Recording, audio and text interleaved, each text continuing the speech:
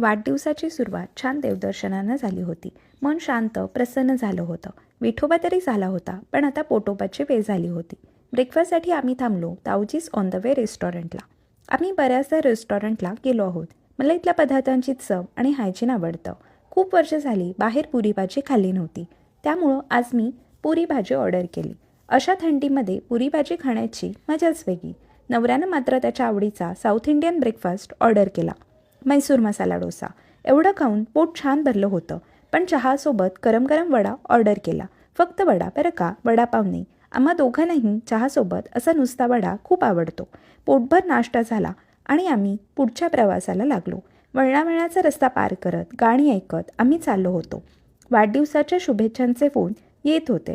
फोनवर बोलत बोलत आमचा प्रवास सुरू होता आणि मग मोबाईलचं नेटवर्क गेलं. पण बाहेरचा हिरवागार परिसर, गच्च झाडी आणि गार हवा यामुळे खूप छान वाटत होतं.